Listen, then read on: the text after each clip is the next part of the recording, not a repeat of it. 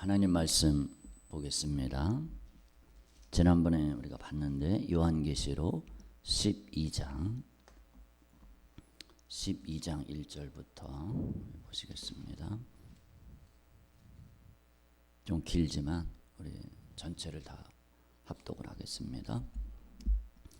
합독으로 읽겠습니다. 하늘에 큰 이적이 보이니 해를 옷 입은 한 여자가 있는데 그 발 아래에는 달이 있고 그 머리에는 12별의 관을 썼더라. 이 여자가 아이를 베어 해산하게 되매 아파서 애를 쓰며 부르짖더라. 교독으로 합시다. 하늘에 또 다른 이적이 보이니 보라, 한 큰 붉은 용이 있어 머리가 7이요 뿔이 10이라. 그 여러 머리에 7 왕관이 있는데 그 꼬리가 하늘의 별 3분의 1을 끌어다가 땅에 던지더라. 용이 해산하려는 여자 앞에서 그가 해산하면 그 아이를 삼키고자 하더니 여자가 아들을 낳으니 이는 장차 철장으로 만국을 다스릴 남자라. 그 아이를 하나님 앞과 그 보좌 앞으로 올려가더라. 그 여자가 광야로 도망하매 거기서 1260일 동안 그를 양육하기 위하여 하나님께서 예비하신 곳이 있더라.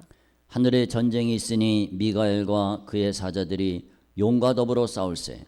용과 그의 사자들도 싸우나 이기지 못하여 다시 하늘에서 그들이 있을 곳을 얻지 못한지라. 큰 용이 내쫓기니 옛 뱀 곧 마귀라고도 하고 사탄이라고도 하며 온 천하를 꿰는 자라. 그가 땅으로 내쫓기니 그의 사자들도 그와 함께 내쫓기니라. 내가 또 들으니 하늘에 큰 음성이 있어 이르되 이제 우리 하나님의 구원과 능력과 나라와 또 그의 그리스도의 권세가 나타났으니 우리 형제들을 참수하던 자 곧 우리 하나님 앞에서 밤낮 참수하던 자가 쫓겨났고 또 우리 형제들이 어린 양의 피와 자기들이 증언하는 말씀으로써 그를 이겼으니 그들은 죽기까지 자기들의 생명을 아끼지 아니하였도다. 그러므로 하늘과 그 가운데 가는 자들은 즐거워하라. 그러나 땅과 바다는 화 있을진저 이는 마귀가 자기의 때가 얼마 남지 않은 줄을 알므로 크게 분내어 너에게 내려갔음이라 하더라. 용이 자기가 땅으로 내쫓긴 것을 보고 남자를 낳은 여자를 박해하는지라.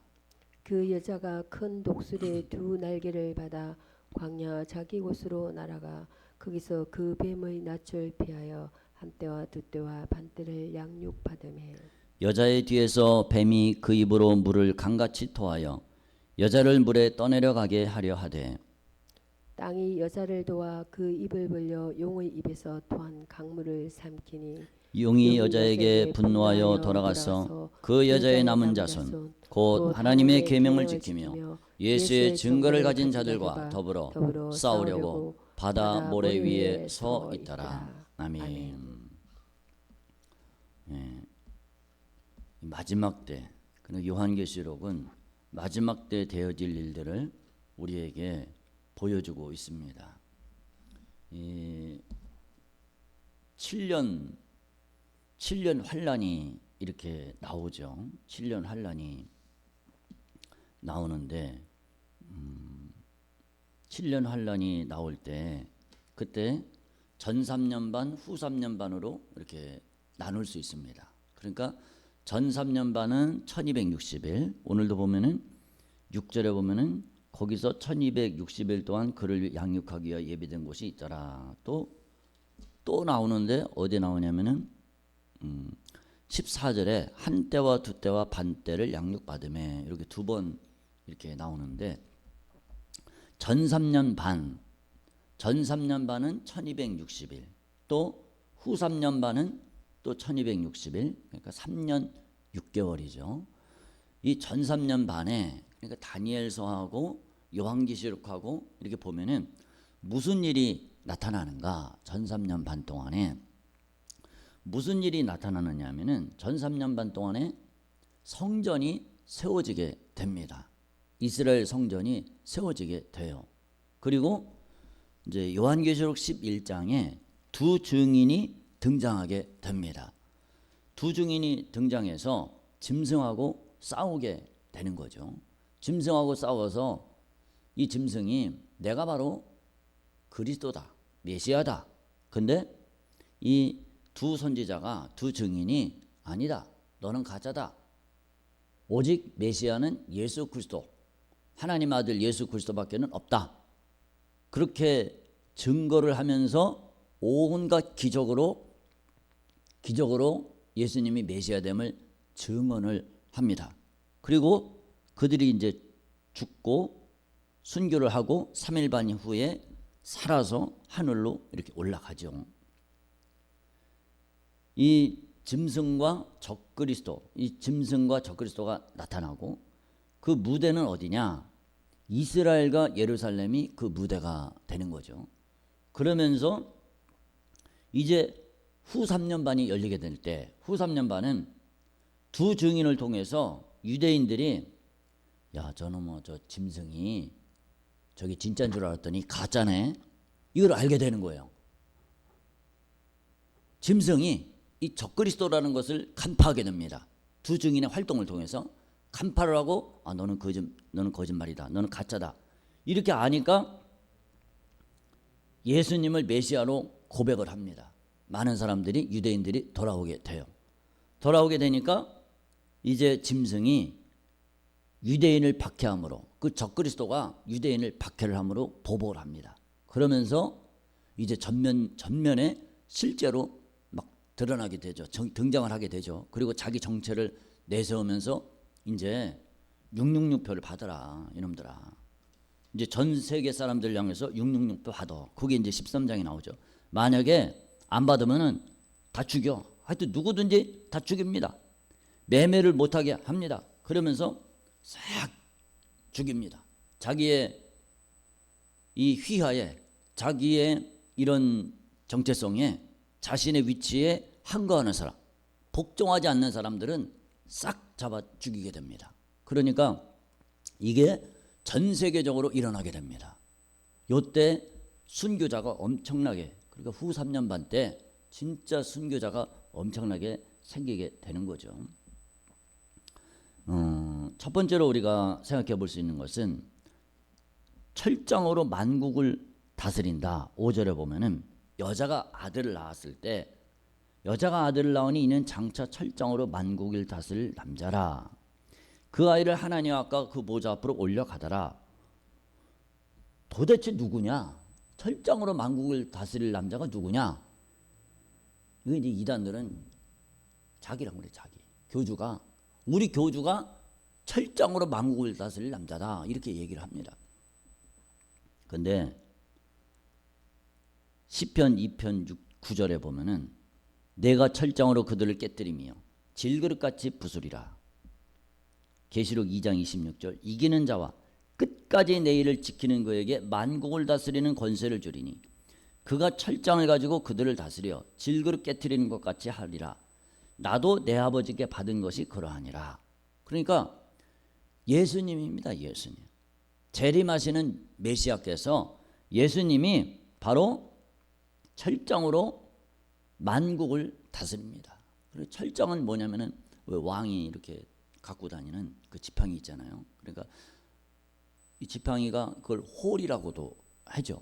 아이언, 영어로는 아이언 셉터, 홀이라고 하고 그거 자체에 힘이 있는 게 아니라 이게 권세를 상징을 하는 거죠. 왕권을 가진 자가 이 홀을 갖고 있는 거죠. 옛날 그 왕들 영화에 이렇게 보면은 그거 갖고 있는 게 나옵니다. 그러니까 바로 예수님이 철장으로 만국을 다스리는 거죠. 붉은 용의 머리는 무엇인가? 우리가 이제 지난번에 생각을 해봤죠. 붉은 용은 뭔가 일곱 머리 10뿔 이렇게 나오잖아요. 일곱 머리 10뿔.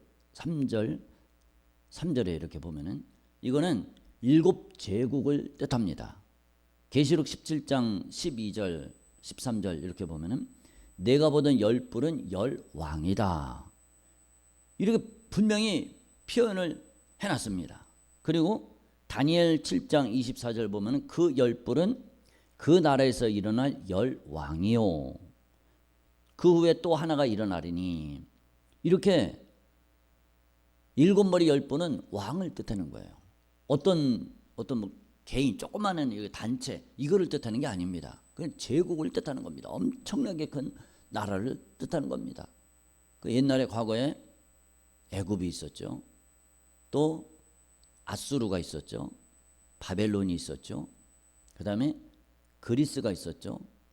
그 다음에 메데바사가 있었고, 또 로마가 있었죠. 이 당시 사도 요한이 기록할 당시는 로마죠. 그러면은 마지막 시대 때 그 제국 누굴까? 그냥 가봐야 아는 거죠. 현재는 미국이 제국이라고 볼 수 있죠. 그러니까 미국, 러시아, 중국, 현재는 아마 요 정도의 나라가 제국이 아닐까. 제 개인적인 생각에 그렇게 생각을 해봅니다. 어쨌든 당대에 일곱 왕, 일곱 머리, 일곱 나라가 있다는 거예요. 예수님 오실 때쯤 되면은 일곱 나라의 일곱 제국이 엄청난 이 권세를 자랑하는 일곱 제국이 있을 거라는 겁니다. 그리고 일곱 나라뿐만이 아니고 일곱 왕관을 가지고 있죠. 뿔이 열이라고 그랬으니까 또 10명의 왕들이 있을 겁니다. 그럴 겁니다. 이런 용이 제국을 통해서 역사를 하고, 제국을 통해서 뭐 합니까? 이 여자는 교회를 가리키는데, 일곱 제국을 통해서 뭐 하냐? 교회를 박해를 하는 겁니다. 전 세계를 그렇게 박해를 하는 겁니다. 그게 오늘 본문이 보여주고 있습니다. 해를 옷 입은 여자라고 볼 때, 이것도 우리가 지난번에 생각했듯이 간단하게 이렇게 보면은 계시록 1장 16절에 보면은 예수님의 얼굴이 해가 비치는 것 같다. 그 오른손에 일곱 별이 있다. 그 얼굴은 해가 힘있게 비치는 것 같더라. 또 10장 1절에 보면 힘센 천사가 나오는데 그 얼굴은 해 같고 그 발은 불기둥 같고, 마태복음 13장 43절에 보면 성도들이 그때 의인들은 자기 아버지 나라에서 해와 같이 빛나리라. 귀 있는 자는 들으라. 그러니까 교회가 가진, 성도들이 가진 영광을 뜻합니다. 바울 사도도 해의 영광이 다르고 달의 영광이 다르고, 해와 달의 영광이 다르고 별과 별의 영광이 다르다, 이런 표현을 한 것처럼 장차 성도들이, 장차 교회가 갖게 될, 누리게 될 영광을 뜻합니다. 그러니까 이 여자는 교회를 뜻합니다. 그 다음에 머리에도 12별의 영광을 썼다. 12별의 면류관을 썼다. 고린도전서 15장 41절, 좀 전에 얘기했듯이 해의 영광이 다르고 달의 영광이 다르며 별의 영광도 다른데 별과 별의 영광이 다르도다. 이렇게 영광을 힘입는 존재, 그게 바로 교회라는 겁니다. 그러니까 장차 우리가 갖게 될 그 영광은 이런 영광을 힘있게 된다는 겁니다. 근데 사실은 장차 우리가 누리게 될 영광이 그렇지만 또 동시에 현재도 우리가 이런 영광을 가지고 있는 겁니다. 사실은 이런 영광을 갖고 있는 거예요. 가장 큰 게 뭡니까? 한 영혼이 천하보다 귀하다고 하지 않았습니까? 그러니까 내 영혼이 천하보다 각각 다 귀한 겁니다. 내 영혼이 천하보다 귀한 거예요. 왜 그렇습니까? 나를 위해서, 세상에 나를 위해서 누가 나를 위해서 자기 목숨을 다 바쳐서 나를 위해서 죽어줄 사람이 누가 있겠습니까? 예수님이 나를 위해서 속죄의 은총을 베풀어 줄 자가 누가 있겠느냐는 말입니까? 만약에 우리가 시장에 가서 사과를 하나 산다 그러면은 값을 치르고 사오잖아요. 사과값이 만약에 3,000원 그러면 3,000원을 내고 값을 치르고 내 걸로 삼는 겁니다. 하나님께서 내 영혼을 삼을 때 너는 내 거야, 내가 가져야지, 너 내 거야 하고 내가 가져야지, 이렇게 할 때 그냥 한 것이 아니라 값을 치렀다는 거예요. 속죄라는 말은 값을 치른 겁니다. 무슨 값을 치렀냐? 얼마 만에 값을 치렀냐? 자기 아들의 목숨하고 맞바꾸면서 나를 하나님 것으로 만들었다는 겁니다. 사과를, 시장에 있는 사과를 3,000원에 사다가 내 걸로 만든 것처럼, 돈을 치르고 지불하고 만든 것처럼 하나님의 아들의 목숨값으로 아들의 생명을 맞바꾸면서 나를 샀다는 거예요. 현재 사실은 내가 이런 영광을 내가 받았어요. 근데 이거를 내가 이런 영광을 내가 받았다. 현재 누리고 있다. 받았다. 나는 이미 받은 사람이다. 이렇게 생각을 하면서 자부심을 갖고 사는 사람들이 몇 명이나 되겠습니까? 우리는 이런 자부심을 갖고 살아야 됩니다. 이런 자부심을 갖고 살아야지 현재 내가 갖고 있는 현재 내 상태에 이게 거기에 원망과 불만, 불평이 안 생기는 겁니다. 여러분, 거지 나사로가 부자의 상에서 먹을 게 없으니까 부자의 상에서 떨어지는 그 부스러기, 찌끄러기, 먹다 남은 거, 그거 얻어먹고 살았잖아요. 얼마나 비참합니까? 그리고 병들어서 병원도 못 가고, 헌대가 났는데, 피부병이겠죠. 헌대가 났는데 그거 치료해 줄 게 없어서 개들이 와서 핥아버리는 얼마나 거지, 비참한 그런 삶을 살았습니까? 근데 그가 죽어서 아브라함 품에, 천국에, 낙원에 갔다는 겁니다. 이게 뭡니까? 나사로는 사실은 겉으로는 그렇게 비참한 삶을 살아도 그 속에 뭐가 있습니까? 하나님이 주신 영광이 있다는 거예요. 영생이 있다는 겁니다. 그게 어떤 영생입니까? 천하보다도 귀한 내 생명, 내 영혼, 하나밖에 없는 내 영혼을 위해서 예수님이 그렇게 나에게 엄청난 값을 지불하고 나를 이미 산 그 영생이 그 나사로 안에 들어있는 거예요. 여러분, 나에게도 하나님의 아들의 생명을 맞바꿀 만한 그 가치를 하나님이 천하보다 귀하게 생각하고 나를 위해서 생명을 지불할 만큼 그렇게 귀하게 여긴 그 가치가 내 안에 있습니다. 영생의 가치가 있다는 거예요. 그러니까 내가 얼마나 값진 존재입니까? 시장에서 3,000원짜리 사과를 하나 샀어. 그 가치는 3,000원짜리잖아요. 이 컵이 이게 5,000원인가? 근데 이걸 샀으면은 이게 5,000원짜리입니다.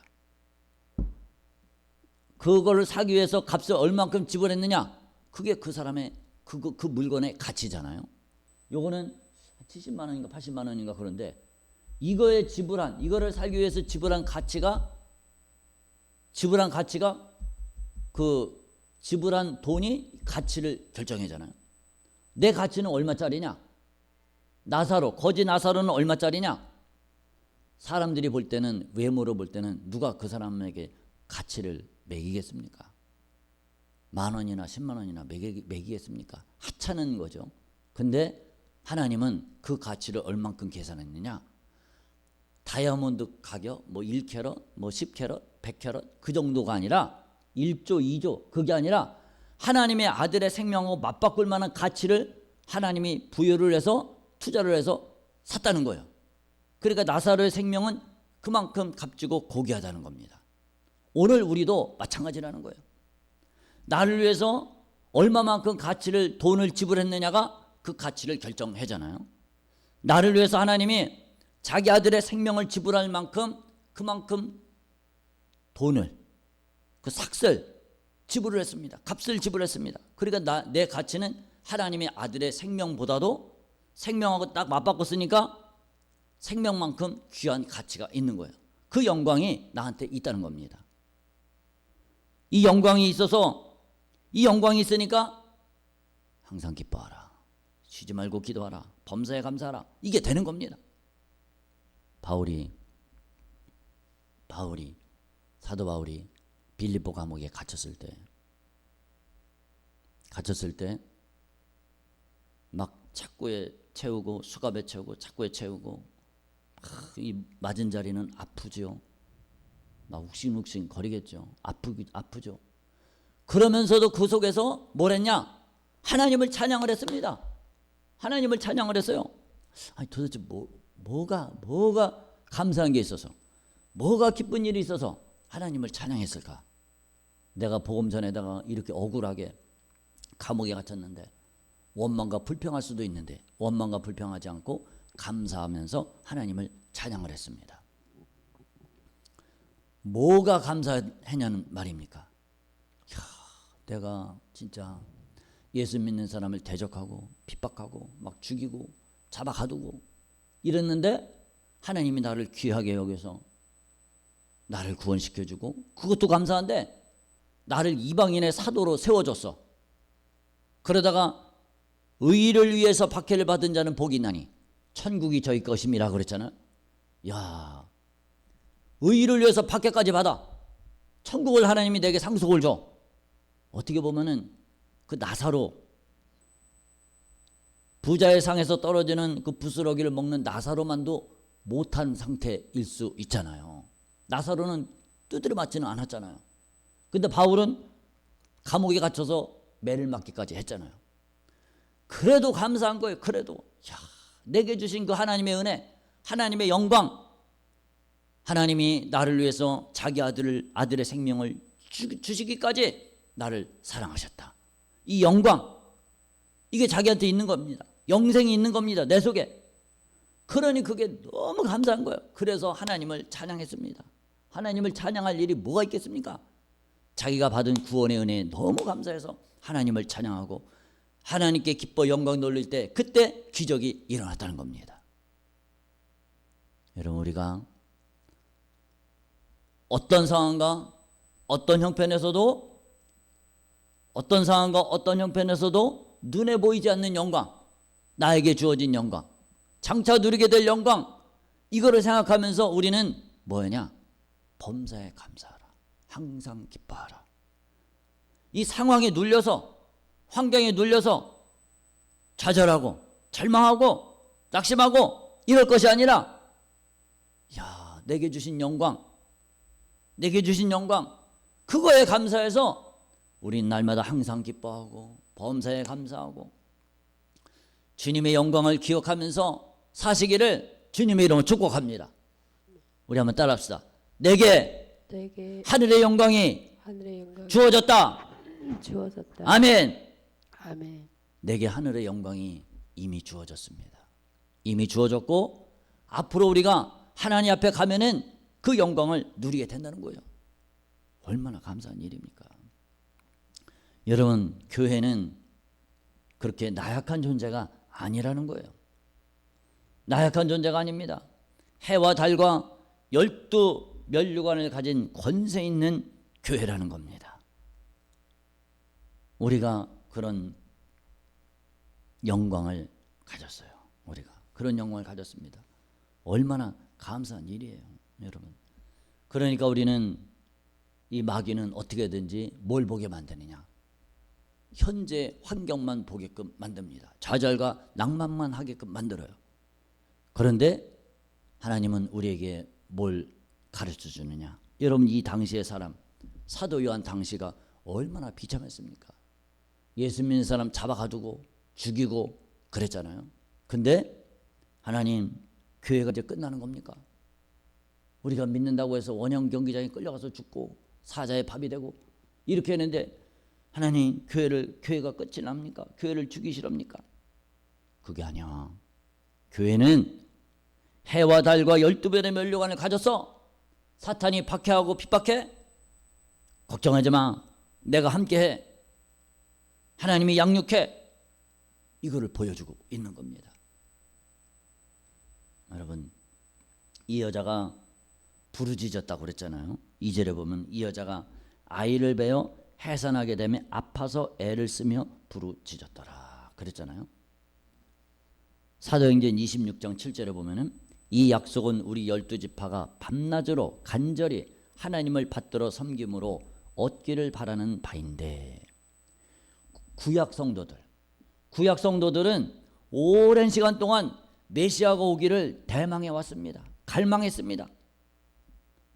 그랬더니 갈라디아서 4장 4절에 보니까 때가 참에 그 아들을 보내사 여자에게서 나게 하시고 율법 아래 나게 하셨다. 이런 표현이 있습니다. 야고보 사도는 교회를 흩어져 있는 12지파 이렇게 표현을 합니다.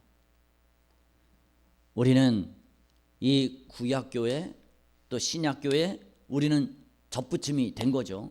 접붙임이 되어서 오늘 우리가 교회의 영광을 갖게 되었습니다. 스데반 집사가 설교할 때 광야교회라는 표현을 썼습니다. 구약도 교회입니다. 이제 신약도 교회예요. 교회가 부르짖어서 예수님이 오게 된 겁니다. 예수님이 이 땅에 태어나시게 된 겁니다. 보면은 아까도 잠깐 봤지만은 광야로 도망해서 6절에 보면은 거기서 1260일 동안 그를 양육하기 위하여 하나님께서 예비하신 곳이 있더라. 이 12장은 하나님께서 인류 역사를 싹 사실 요약을 딱 한 겁니다. 환란 때까지 요약을 딱 했어요. 그게 이 12장 말씀입니다. 이 꼬리가 4절에 보면 그 꼬리가 붉은 용의 꼬리가 하늘의 별 3분의 1을 끌어다가 땅에 던졌다. 이게 뭐냐면은 이 마귀가 사탄이 하늘의 별 그리고 천사들을 얘기를 하는 거죠. 천사들을 끌어다가 땅에 던져서 이들을 타락을 시킨 거죠. 별 하면 주로 지도자들을 얘기를 합니다.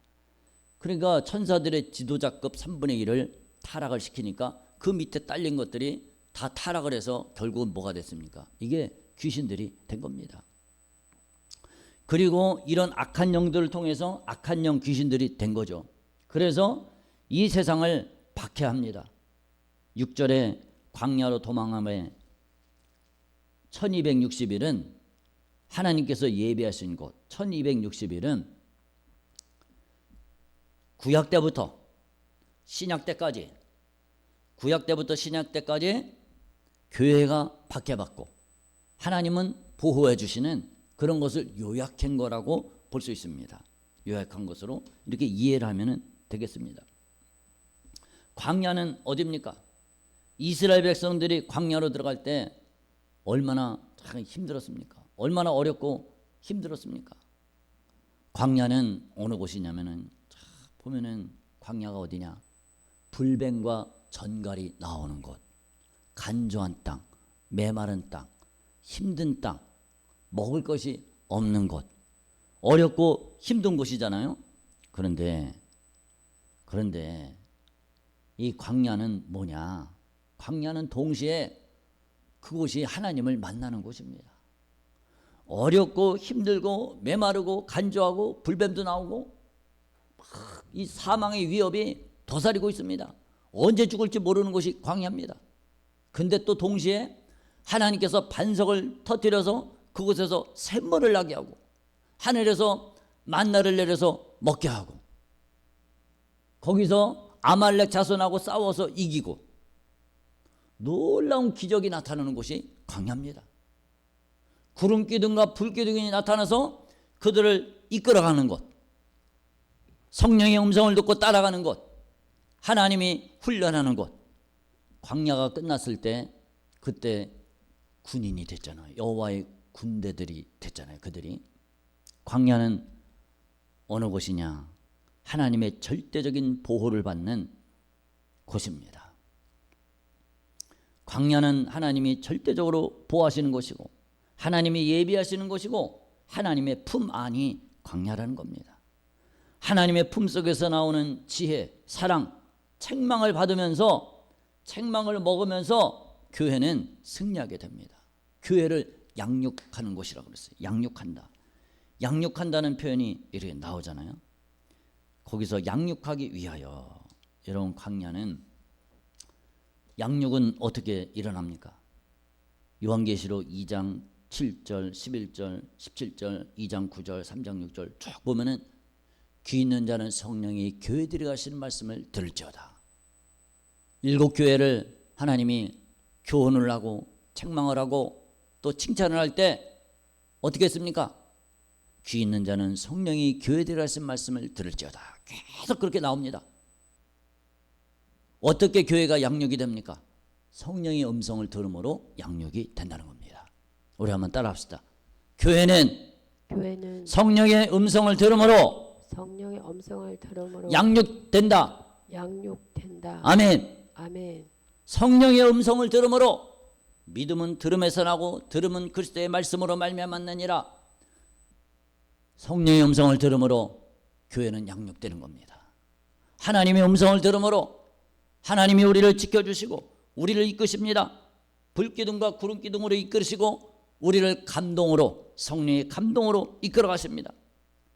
성령의 음성을 듣는 게 단순히 너 이거 해라 저거 해라 이런 차원이 아니고 하나님 말씀에 순종함으로, 주님 말씀 성령을 따라감으로, 그거를 지킴으로, 그러므로 양육되고 승리한다는 겁니다. 여러분, 여기 광야라는 곳이 어디 특별한 데가 아닙니다. 특별한 데가 아니에요. 어디 별도로 어디 무슨 이렇게 새로운 땅이 있는 데가 아닙니다. 예전에 어떤 전도사가, 여전도사가 우리나라가 이제 전쟁이 일어날 것이다. 그러니까 필리핀인가 어디 섬에 거기 하나님께서 예비한 피난처가 있다. 그걸로 가자. 그때 사람들이 막 땅을 팔고 막 집을 팔고 그래갖고 그걸로 많이 갔어요. 홍예선 전도사인가? 그 뉴스에도 나왔습니다. 그런 데가 아닙니다. 어디 특별한 장소가 아닙니다. 바로 이곳이 광야입니다. 현재 내가 있는 곳이 광야입니다. 이 세상이 광야예요. 이 세상이 이스라엘 백성들의 광야가 어디 특별한 데가 아니라 그냥 세상입니다. 세상. 선과 악이 공존하고 사탄이 역사하는 곳, 그곳에서 하나님이 특별하게 보호하시는 곳, 그것이 바로 광야라는 겁니다. 가긴 어딜 갑니까? 갈 데가 없습니다. 여러분, 마귀가 지난번에 우리가 참수하는 마귀를 이겨라고 그랬는데 마귀가 참수한다고 그랬습니다. 그때 마귀가 내쫓겼다고 그랬잖아요. 마귀가 7절에 보면은 용과 더불어 싸울세 용과 그의 사자들도 싸우나 이기지 못하여 하늘에서 그들이 있을 곳을 얻지 못한지라. 내쫓기니 큰 용이 내쫓기니 온 천하를 꿰는 자다. 그의 사자들도 그와 함께 내쫓기니라. 이게 귀신들이 된 거잖아요. 악한 영들이 된 거잖아요. 내쫓겼다. 이 마귀가 내쫓긴 거는 언제 내쫓겼을까? 도대체 이 사탄이 언제 내쫓겼을까? 누가복음 10장 17절에 보면은 예수께서 이르시되 사탄이 하늘로부터 번개같이 떨어지는 것을 내가 보았노라. 그러니까 공생애 때, 예수님의 이 3년간의 공생애 때 이 사탄이 내쫓겼습니다. 사탄이 내쫓겼어요. 그게 뭡니까? 하나님의 구원과 능력과 나라와 그리스도의 권세가 이루어진 시간, 바로 예수님이 십자가와 부활 사건 때, 그때 이 사탄 마귀가 내쫓겼다는 겁니다. 여러분, 이 내쫓겨서 결국은 뭐합니까? 이들이 밤낮 참소했습니다. 이들이. 그래서 결국은 예수님의 십자가 부활 사건 후에 예루살렘으로부터 모든 족속에게 복음을 전파하라. 이런 사건을 통해서 복음이 완성이 됐죠. 성령을 부어주심으로 복음이 완성이 됐습니다. 크게 분내어 내려갔다. 12절에 보면은 하늘과 그 가운데 거하는 자들은 즐거워하라. 그러나 땅과 바다는 화 있을진저 이는 마귀가 자기 때가 얼마 남지 않은 줄 알므로 크게 분내어 너희에게 내려갔습니다. 땅과 바다는 화 있을진저, 이게 뭡니까? 예수를 모르는 사람들, 불신 세력들, 이런 사람들은 화를 당하게 된다는 겁니다. 화를 당하게 되고, 이때가 언제입니까? 마지막 나팔장, 셋째 화 때 영원한 지옥불에 던져지기 때문에 이보다 더 큰 화가 어디겠습니까? 회개하지 않는 자들 전부 이 마귀에게 미혹당해서 결국은 어떻게 됩니까? 마지막 나팔장 때 그때 화가 당하게 됩니다. 그러나 하늘과 성도들과 사도들과 선지자들아 그로 말미암아 즐거워하라. 믿는 자들을 하늘이라고 그렇게 표현했습니다. 하늘과 그 가운데 거하는 자들이라고 표현했습니다. 우리는 어디에 거하는 사람들입니까? 우리는 하늘에 거하는 사람들. 하나님과 함께 거하는 사람들입니다. 그러니까 우리는 어떻게 해야 됩니까? 항상 우리는 하늘에 거하기를, 신령한 것들에 거하기를, 성령과 함께 거하기를 주님의 이름으로 축복합니다. 여자가 양육받기 위해서 한 것이 무엇입니까? 14절에 보면 큰 독수리의 두 날개를 받아 광야 자기 곳으로 날아가 거기서 그 뱀의 낯을 피하여 한 때와 두 때와 반 때를 양육받았다. 양육받은 것은 독수리의 날개를 받았습니다. 독수리의 두 날개는 뭡니까? 하나님의 철저한 보호하심을 뜻합니다. 특정한 장소가 아니라 성령의 인도하심을 받는 곳. 신명기 32장 11절에 보면 마치 독수리가 자기의 보금자를 어지럽게 하며 자기의 새끼 위에 너풀거리며 그의 날개를 펴서 새끼를 받으며 그의 날개 위에 그것을 엎는 것 같이 하나님의 철저한 보호하심, 그것이 독수리의 두 날개로 표현이 됐습니다.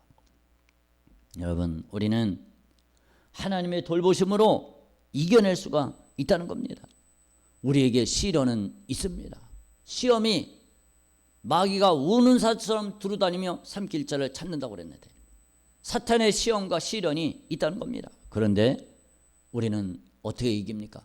성령의 보호하심으로 우리는 이겨낼 수가 있습니다.